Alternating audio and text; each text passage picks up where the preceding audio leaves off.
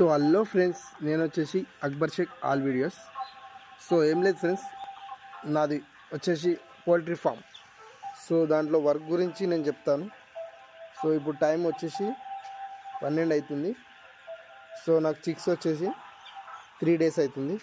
So friends, మన చిక్స్ని కేర్ఫుల్గా ఒక 6-7 days మనం కేర్ఫుల్గా చూసుకున్నామంటే ఆటోమేటిక్గా మనకు చిక్స్ అనేది మోర్టాలిటీ అనేది తగ్గుతుంది.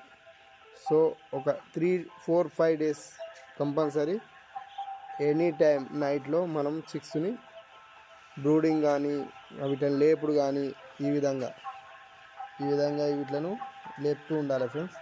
సో ఈ విధంగా లేపినప్పుడే మనకు రిజల్ట్ అనేది ఉంటుంది. సో మనకు చిక్స్ వచ్చేసి దించుకున్నాము. సో నార్మల్గా మనం బ్రూడింగ్ మంట పెట్టి స్లీప్ పండుకున్నామా, సో ఆ విధంగా పండుకున్నప్పుడు మంట అనేది పోతుంది. ఒక్కోసారి పోయినప్పుడు చిక్స్ అనేది కుప్పలు పడుతుంది. సో కుప్పలు పడ్డప్పుడు మోర్టాలిటీ అనేది వస్తుంది.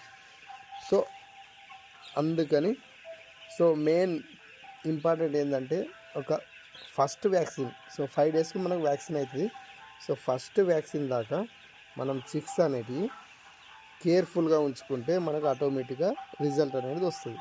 రిజల్ట్ రాదని కాదు, మనం స్టార్టింగ్ ఒక 6 days మనం దాన్ని మంచిగా చూసినట్టయితే మనకు ఆటోమేటిక్గా రిజల్ట్ అనేది ఉంటుంది.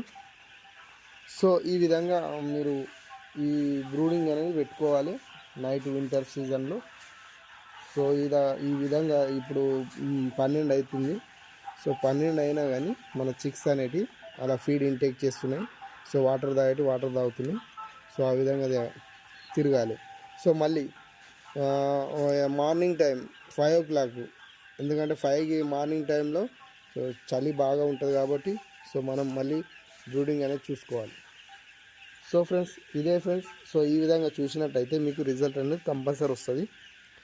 సో ఓకే ఫ్రెండ్స్, ఈ వీడియో కనుక మీకు నచ్చినట్టయితే నా వీడియోను మీరు లైక్ చేయండి, షేర్ చేయండి, కామెంట్ పెట్టండి. సో దానికి కూడా నేను రిప్లై ఇస్తాను.